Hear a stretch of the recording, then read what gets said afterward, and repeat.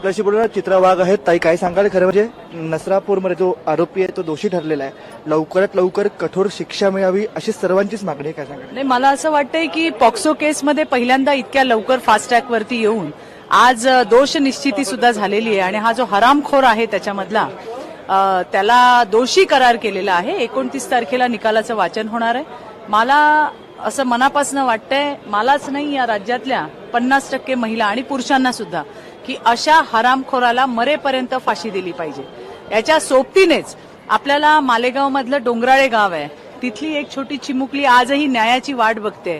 तिलाही अशाच पद्धतीने अत्याचार करून मारून टाकण्यात आलं होतं. अहिल्यानगरच्या वडगाव पानमध्ये एका छोट्या मुलीवरती ऍसिड फेकण्यात आलं होतं. या सुद्धा ज्या केसेस आहेत याच्यासारख्या इतर केसेस या न्यायाच्या प्रतीक्षेत आहेत. त्यांच्यावरही लवकरात लवकर हे सुनावणी व्हावी आणि त्यांच्या या घटनेतले जे आरोपी आहेत त्यांना शिक्षा व्हावी असं मला वाटतंय आणि ते लवकर निश्चितपणे होईल आणि माझी मागणी पण ही आहे. दुसरीकडे पाहिलं तर जे आरोपीचे जे कुटुंबीय आहेत ते पण स्वीकारत नाहीत त्याला. नाही, तो माणूस जो आहे, तो जो आरोपी आहे, तो जो हरामखोर आहे, त्याला त्याच्या परिवाराने पण बेदखल केलं असं आता समोर आलंय. कारण हा माणूस हॅबिच्युअल आहे. याच्या आधी सुद्धा त्यांच्याच परिवारातल्या एका मुलीवरती हात टाकला होता की प्रयत्न केला होता. 2 केसेसमध्ये तो बाहेर आला कोर्टाच्या आदेशाने. आता ते नक्की काय बॅकग्राऊंड होतं, काय कुठल्या टेक्निकल बाबींमधनं बाहेर आला याची माहिती घ्यायला हवी.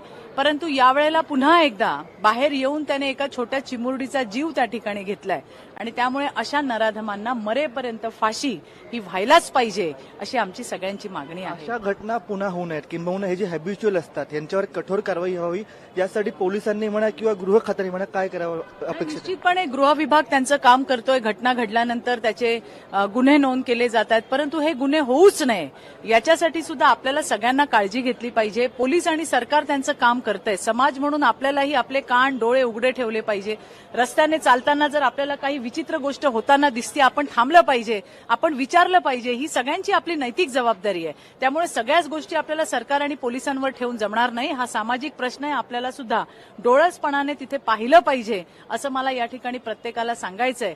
कायदे आहेत, त्या ठिकाणी प्रशासन आहे, त्या ठिकाणी शासन आहे, परंतु ही जी समाजातली विकृती आहे हिला पूर्णपणे ठेचण्यासाठी आपल्यालाही सगळ्यांना एकत्र येण्याची गरज आहे. एक शेवटचा प्रश्न जर राजकीय होता, खरं म्हणजे जेव्हाही अशा घटना घडतात तर जो कोणी विरोधातला व्यक्ती असतो ते याचं राजकारण करू बघतात, तर याकडे आपण कसं बघता? बघा, हा काय राजकारणाचा विषय नाही आहे. जी पार्टी सरकारमध्ये असते, आमची काय अपेक्षा असते, कोणीही सरकारमध्ये असू दे, अशा घटना घडू नये आणि जर घडल्या असतील तर त्या आरोपींना ठेचून काढणं हे त्या सरकारी यंत्रणेचं काम असतं आणि तेच या ठिकाणी सुद्धा झालेलं आहे. परंतु इथे म्हणजे मला आठवतंय अशा कित्येक केसेस मला सांगता येतील की त्यावेळेला गुन्हे नोंद करण्यासाठी सुद्धा आम्हाला अर्जव करायला लागली होती. आता ती परिस्थिती नाही आहे.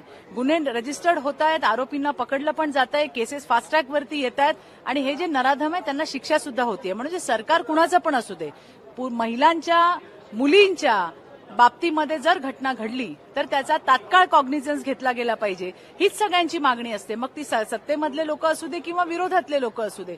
मला हे सांगताना अभिमान वाटतोय की या राज्याचे सन्माननीय मुख्यमंत्री देवेंद्रजी फडणवीस यांच्याकडे यांच्या महायुती सरकारमध्ये, आमच्या महायुती सरकारमध्ये महिला आणि मुलींवरती होणारे जे हल्ले आहेत ते 0 टॉलरन्स पॉलिसी त्या ठिकाणी आहे आणि त्या पद्धतीने काम मुख्यमंत्री करतायत.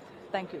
महाराष्ट्रामध्ये 0 टॉलरन्स पॉलिसी आणि त्याचीच सध्या सरकार तसेच काम करतंय असं यावेळी चित्रा वाघ म्हणाले. कॅमेरा पर्सन अनिल निर्मळसह मी चिन्मय जगताप, ETV भारत, मुंबई.